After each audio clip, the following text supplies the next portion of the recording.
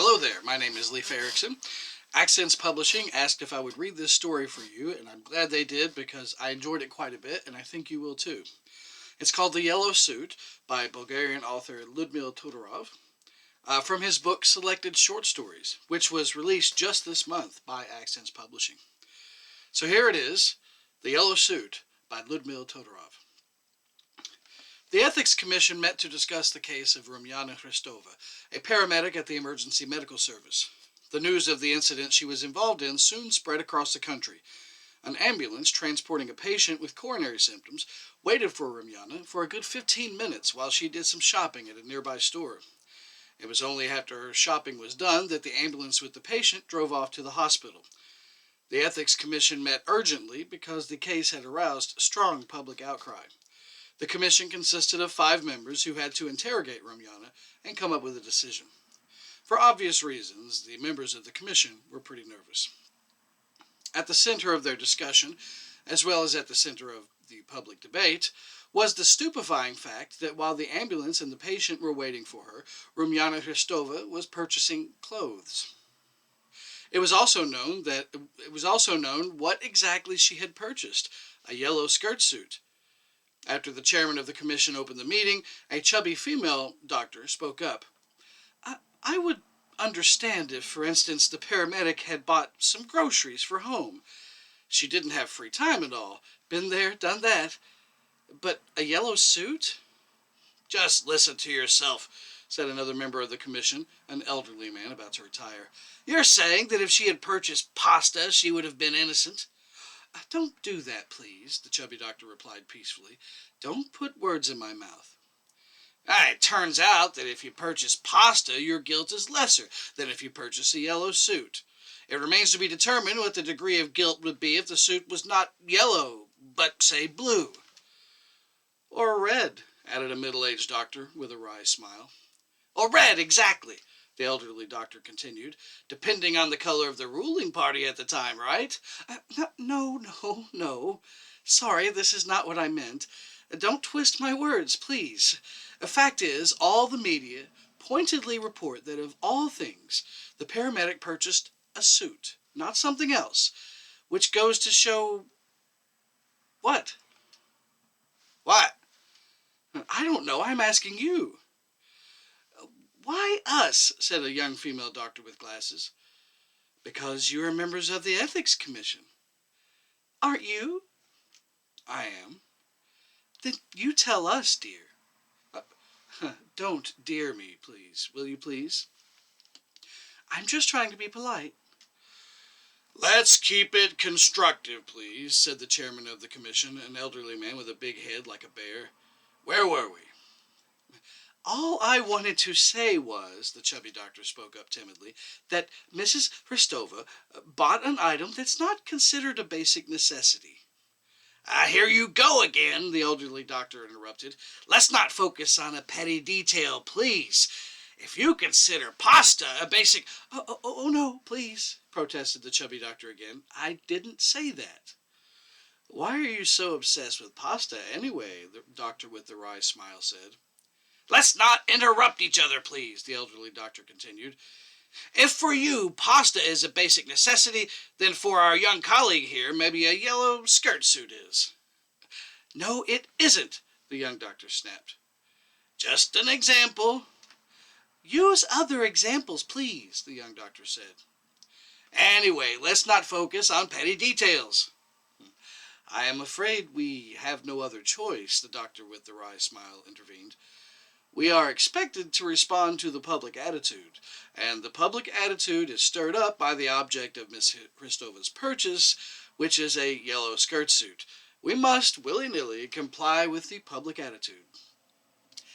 This is no public attitude, said the young doctor. This is public idiocy, fueled by the media. I'll pretend I didn't hear that, said the chairman of the commission. We should be talking about the nature of the violation, not about what Mrs. Hristova purchased. In order to talk about the cause of the violation, we must talk about what exactly Miss Hristova purchased, said the doctor with the wry smile. Okay, let me give you another example. How would we have interpreted this case if Mrs. Hristova had walked into a pharmacy, to buy Valium. Excuse me? Valium, yes. Suppose she feared she might have a heart attack coming. She's expected to have Valium in her first aid kit, isn't she? Paramedics do. Oh, do they? Were you bored yesterday, my dear girl? You have no idea how miserable the state of today's ambulance is. Now, imagine Miss Hristova senses a heart attack coming and decides she won't be able to take good care of her patient unless she gets Valium. So she goes to the pharmacy across the road to get some. Is this act reprehensible or not? The members of the commission did not reply. So, the doctor continued, no matter how we qualify the public attitude, we have to use it as a starting point, meaning Mrs. Hristova's degree of guilt can only be determined after answering the question what exactly she was shopping for while the patient was waiting in the ambulance. You can't be serious, said the young doctor, stupefied. Oh, I'm always serious.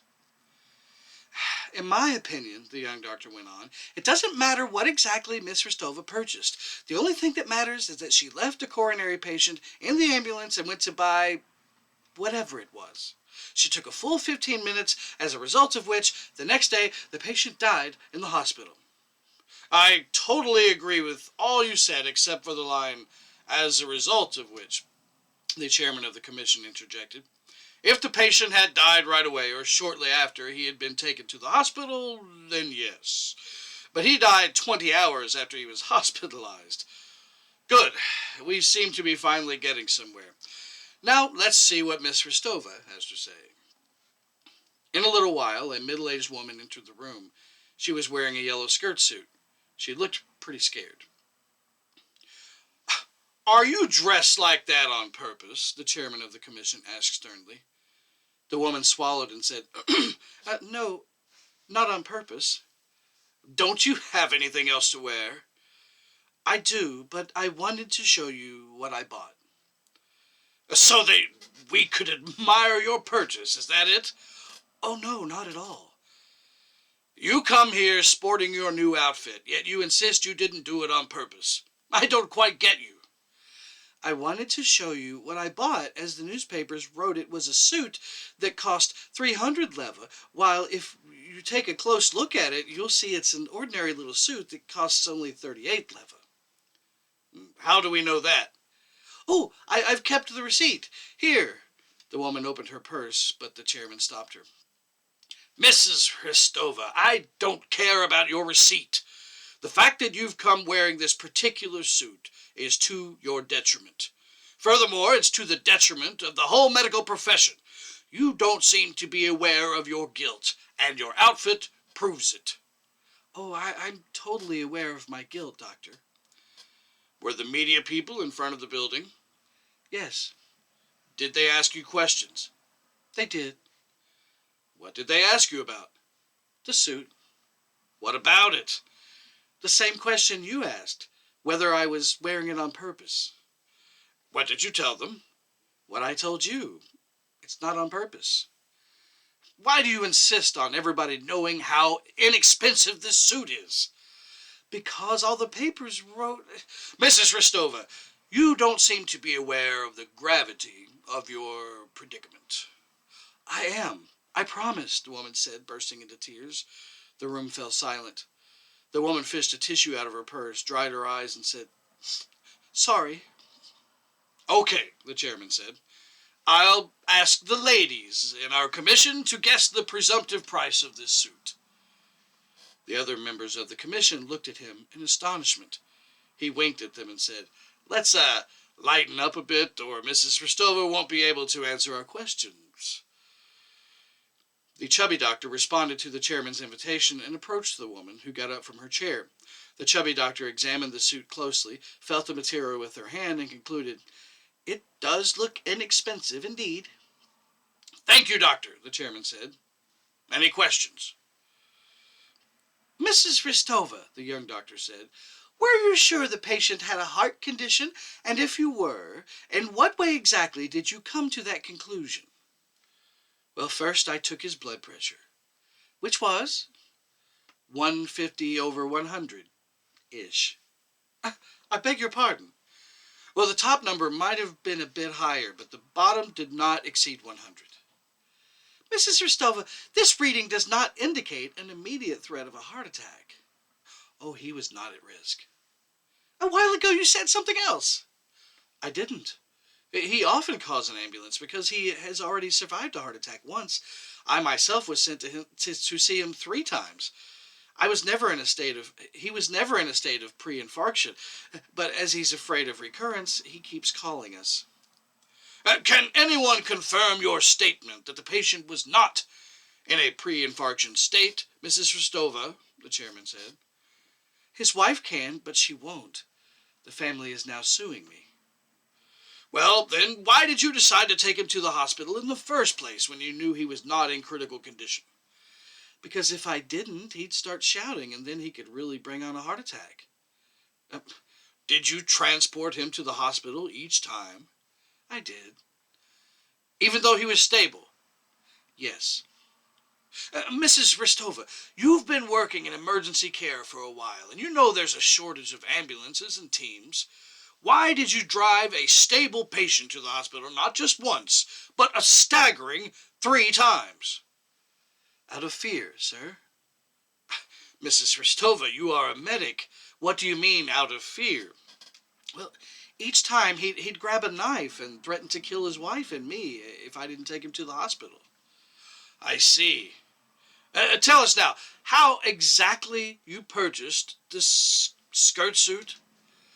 I saw it in a shop window, and since I had been looking for a suit like that for a long time, I went to buy it as soon as I loaded the patient into the ambulance.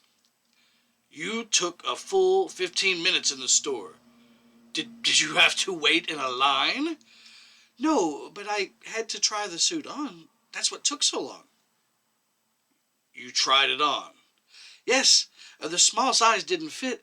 Mrs. Ristova, do you realize how ridiculous this is? You have a patient waiting in the ambulance. You claim he is stable, but no one can confirm your statement.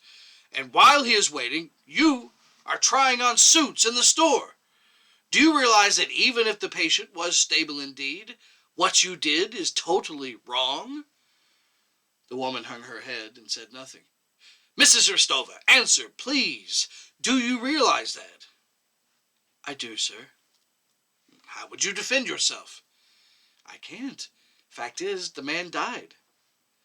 Can you consider that this might be as a result of your inconsiderate action? It doesn't matter what I say. The man died. The room fell silent. Fine, the chairman went on. What happened on the way to the hospital? Where were you sitting? Next to the driver or in the rear compartment? Next to the driver. As you assumed, the patient was stable. Yes, but then suddenly he began banging on the partition. How do you mean? Well, he was banging with his fist. Go on. We pulled over. I went to see him, and he told me he had left his cigarettes behind, so he wanted us to stop somewhere for him to get a pack. The room went quiet again. The chairman cleared his throat and said, Go on. We stopped by a tiny corner shop, the basement kind of shops you've got to crouch in front of, and then? Then he bought some cigarettes. And after that, we drove on to the hospital. Mrs. Ristova, you allowed your patient to buy cigarettes. Well, he would have obtained them one way or another, the woman said in a scarcely audible voice. Is that so? The woman hung her head and fell silent. Go on, please. What happened next? Well, I warned him against smoking inside the ambulance, but he did just to spite me. When we arrived at the hospital and I opened the ambulance door, it was obvious he had been smoking, and the rear compartment reeked. Then the hospital staff took over.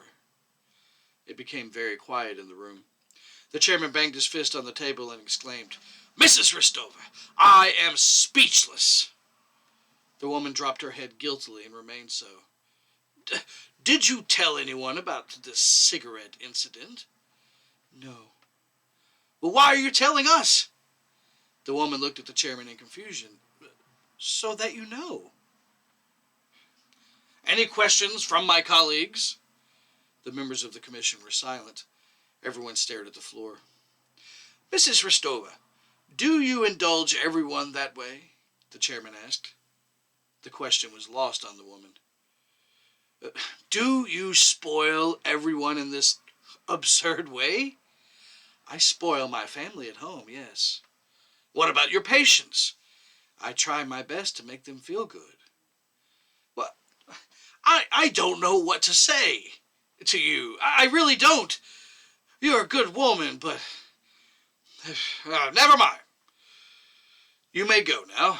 We will summon you again if we find it necessary.